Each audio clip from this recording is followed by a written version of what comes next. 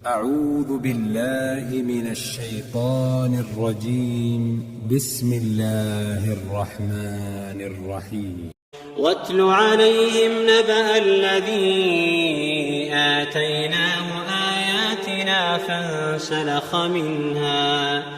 فانسلخ منها فأتبعه الشيطان فكان من الغاوين ولو شئنا لرفعناه بها ولكنه أخلد إلى الأرض واتبع هواه فمثله كمثل الكلب إن تحمل عليه يلهث أو تتركه يلهث ذلك مثل القوم الذين كذبوا بآياتنا فاقصص القصص لعلهم يتفكرون.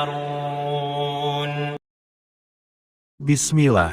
Semangat pagi saudaraku. Semoga keselamatan, kesehatan dan keberkahan membersamai kita semua. Amin. Saudaraku, zaman terus berganti, menciptakan berbagai peristiwa yang layak untuk kita ambil pelajaran darinya. Seperti kisah Bal'am bin Ba'ura. Ia adalah seorang yang memiliki pengetahuan tentang nama-nama Allah Jalla Jalaluh. Apabila ia berdoa dengan nama-nama yang agung itu, doanya akan dikabulkan. Sayangnya, ia bukanlah seorang yang dipenuhi hidayah, hatinya diliputi dengan ketamakan terhadap dunia. Simak hingga akhir kisah Bal'am bin Ba'ura. Mudah-mudahan kita bisa mengambil pelajaran darinya. Amin. Pada masa Bani Israel, ada sebuah negeri dengan penguasa yang zalim. Nabi Musa alaihissalam beserta para pengikutnya, bermaksud merebut kekuasaan dan menggantikannya dengan pemerintahan yang adil. Di negeri itu, ada Bal'am bin Ba'ura. Ia telah banyak mempelajari ayat-ayat Allah, ia mengetahui asma-asma Allah yang agung, sehingga apabila ia berdoa dengan asma-asma tersebut, doanya akan dikabulkan oleh Allah Jalla Jalaluh. Ketika itu, sampailah kabar bahwa Nabi Musa alaihissalam dan pengikutnya akan menyerang. Para petinggi negeri bergegas menemui Bal'am. Mereka berkata, Musa itu orang baru, tetapi ia mempunyai pasukan yang besar. Ia bisa mengalahkan dan menghancurkan kami. Tolong berdoalah untuk kami, agar kami dapat mengalahkan Musa dan pengikutnya. Bal'am memang menduduki posisi penting dalam pemerintahan saat itu.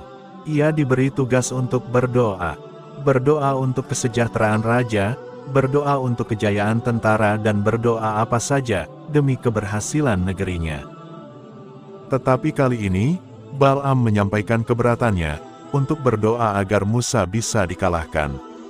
Ia berkata, Musa dan pengikutnya adalah orang-orang soleh. Aku terlarang mendoakan kejelekan dan kecelakaan untuk mereka. Elit penguasa terus membujuk dan mendesak Bal'am. Mereka berjanji akan memberikan hadiah yang besar, sekaligus ancaman akan kehilangan posisi penting dalam pemerintahan. Bal'am pun menerimanya. Ia mulai memanjatkan doa. Tetapi, setiap kali ia berdoa untuk kekalahan Nabi Musa alaihissalam, justru yang keluar dari mulutnya adalah doa untuk kemenangan Nabi Musa alaihissalam.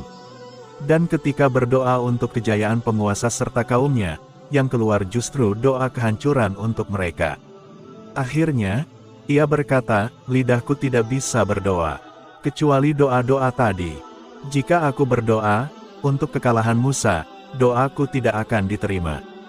Bal'am melanjutkan perkataannya. Aku punya siasat untuk mengalahkan Musa dan pengikutnya, dan akan kutunjukkan kepada kalian. Ketahuilah, bahwa Allah membenci perbuatan zina. Zina, membuat kaum-kaum sebelum kita hancur binasa. Kirimkan perempuan-perempuan kepada tentara-tentara Musa, mudah-mudahan mereka tergoda dan terjerumus dalam perbuatan zina. Seperti yang direncanakan Bal'am, banyak di antara tentara Nabi Musa alaihissalam terperangkap dalam perzinahan. Allah Jalla Jalaluh menurunkan penyakit kepada mereka. Penyakit itulah yang akhirnya membinasakan ribuan tentara Nabi Musa alaihissalam. Tentang Bal'am, Allah Jalla Jalaluhu berfirman dalam surat Al-A'raf ayat 175 dan 176. Dan bacakanlah kepada mereka, berita orang yang telah kami berikan kepadanya ayat-ayat kami, pengetahuan tentang isi Alkitab.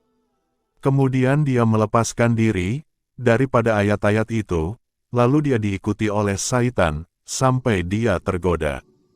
Maka jadilah dia termasuk orang-orang yang sesat.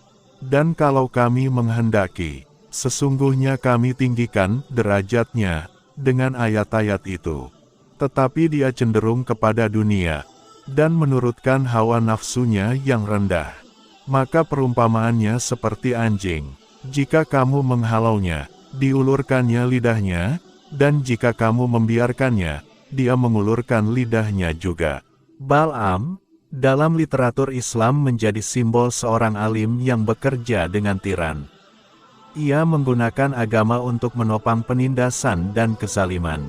Ia mengetahui ayat-ayat Allah, namun hatinya dipenuhi kecintaan terhadap dunia. Pengetahuan dan keistimewaannya tidak membuat ia istimewa di tempat yang tinggi. Justru sebaliknya, dengan apa yang dimilikinya, menjadikannya rendah dan hina di kehidupan selanjutnya.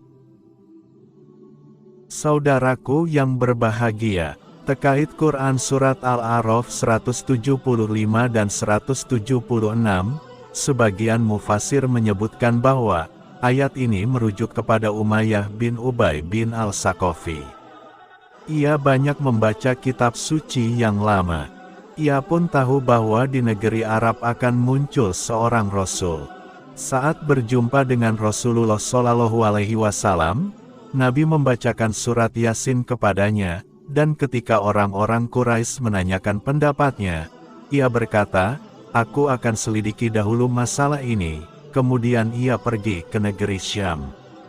Ia kembali ke negerinya dan memutuskan untuk masuk Islam. Saat ia pulang bertepatan dengan terjadinya Perang Badar. Ia pun mengurungkan niatnya untuk masuk Islam dan berkata, "Kalau betul Muhammad adalah seorang nabi, mengapa Muhammad membunuh saudara-saudaranya?" Ia tidak bisa menerima seorang nabi yang melakukan peperangan dan pembunuhan. Dikisahkan pula, bahwa ia banyak menulis puisi yang memuja dan mengagungkan kebesaran Allah Jalla Jalaluhu, menceritakan hari pembalasan dan mengajarkan kebaikan. Ketika puisi-puisi dibacakan di depan Rasulullah Shallallahu Alaihi Wasallam, beliau bersabda, puisinya mukmin, hatinya kafir. Wallahu a'lam bishawab.